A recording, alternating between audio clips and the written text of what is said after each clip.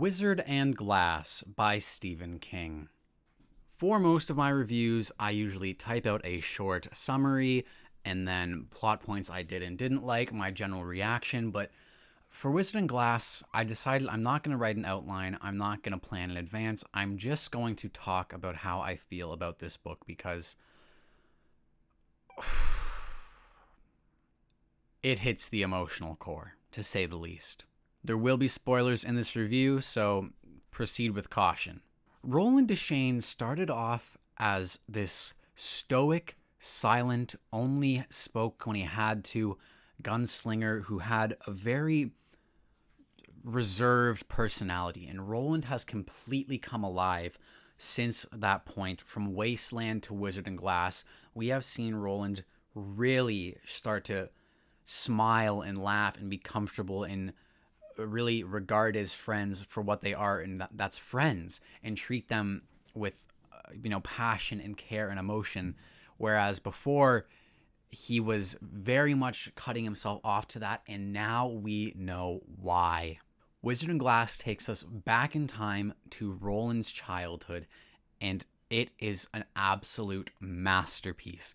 It harkens back to its Western origins that we've seen explored in Gunslinger and expands on the world even more as we've come to expect with each new entry of the Dark Tower.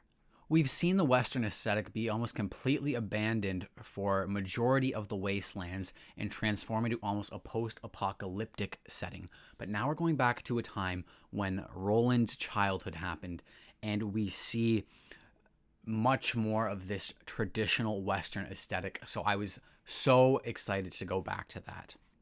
But before we go back to those Western aesthetics, the book starts off exactly where the third one left off, with Blaine, the Mono, hurtling the quartet to their certain death until they outsmart him in a game of riddles. And here's the thing, I've never understood the computer imploding in on itself sci-fi trope, because that seems to happen a lot almost any time they need to defeat a computer. But I haven't read a lot of sci-fi, so maybe I'm not sure where that comes from, and I don't really understand it. I feel like a computer would just be able to process that isn't a valid riddle, so that I kind of wasn't really super satisfied with that ending of Blaine's demise, but that's fine, because that's only the first little bit of the book, and then it really picks up as they hurtle farther and farther down the path of the tower and end up in Topeka, Kansas. And I haven't read The Stand, but I'm like 99.999% sure that they end up in the world of The Stand, leaving us with a lot of questions of how have they left Midworld and Lud to then come into what is now Kansas from The Stand. And now that we're here, does Lud exist in The Stand? Well, I'm not sure, because I think Roland knows that it exists, so maybe it doesn't. Don't answer that question in the comments either, because I'm going to read The Stand after this. And if this book did anything, it made me want to read The Stand that much more. And the Stephen King multiverse has always perplexed my brain, such as in Dead Zone, they reference Carrie, and in Dark Tower 2, Eddie references The Shining. And I'm very confused as to how this all works. And now I'm unsure of what books are connected to what universe, because I know that It, Shawshank Redemption, and Misery are all concretely connected, because in Misery, a guy is on his way to the Overlook Hotel, and in the Shawshank Redemption, someone from the book It gets sent to Shawshank Prison. So I know those books are connected, but other than that, I'm not really sure on the greater connected universe, and now it's all coming together for me, which is incredibly exciting. Also, you guys like the new microphone setup? I thought you would. Thanks so much. Anywhomst, Roland's quartet are in Kansas in this post-apocalyptic world, and we're seeing small differences like car manufacturers and sodas are different, and that's all leading to this question of what is the Stephen King universe now at this point. It's setting up so many questions, and what I love about The Dark Tower is it's not a self-contained book. The Dark Tower expands far beyond its pages into the world of the other books, which is so interesting, and these books are almost becoming about Stephen King books in general and a study of them, so that is incredibly exciting. So eventually, Roland's quartet says, "Why the fuck are you so moody all the time? Who is this Susan Delgado?" And Roland tells the story, which takes up the massive majority of the book. And holy frick, is it ever a ride.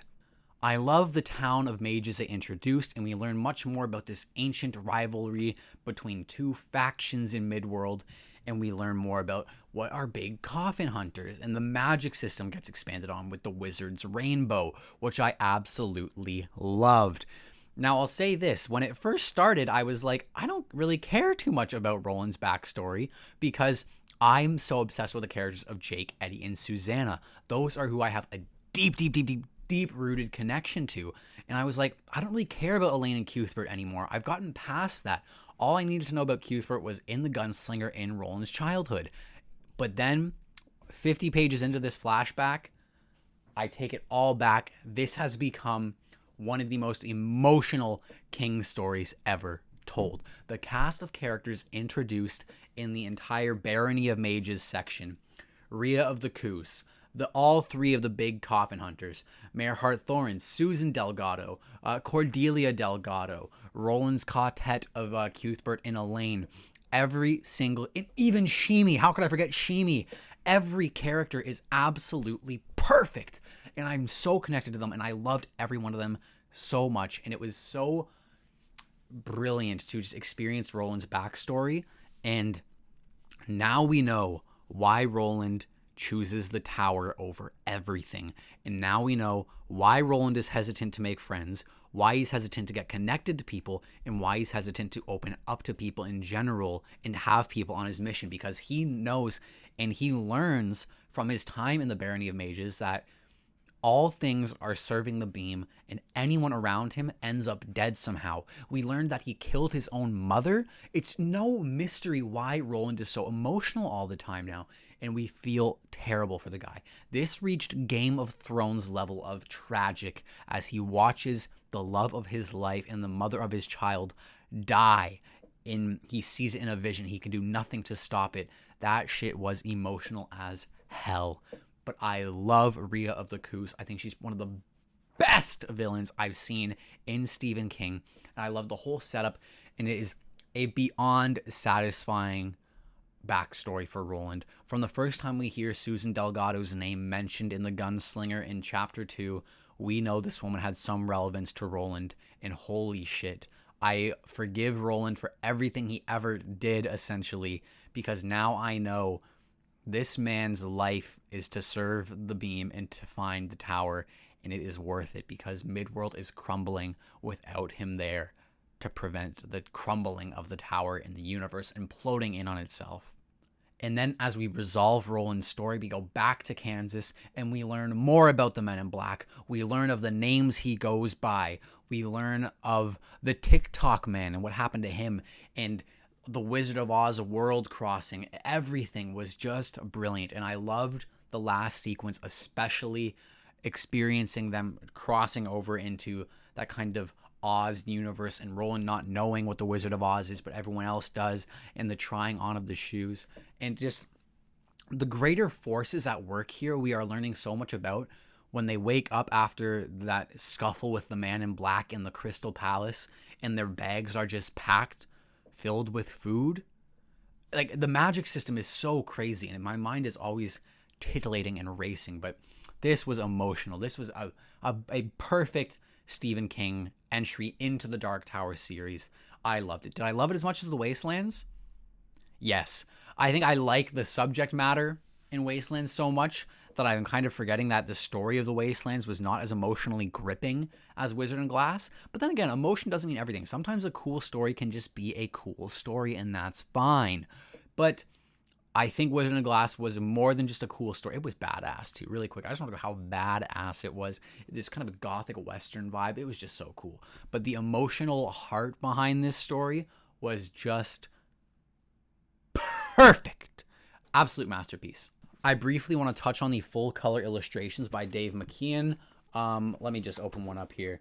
There is some absolute magic in here. Here is the men getting sucked in to the thinny. Also, we learned about thinnies and what those are. How crazy was that? But there are so many really almost terrifying images in this. They do not use the traditional art style in the other Dark Tower books. They go absolutely almost borderline abstract. This, like, some stuff in here could be in like a modern art museum. This stuff is so crazy. and there's the haunting picture of the man in black speaking to one of the big coffin hunters. It's just incredible.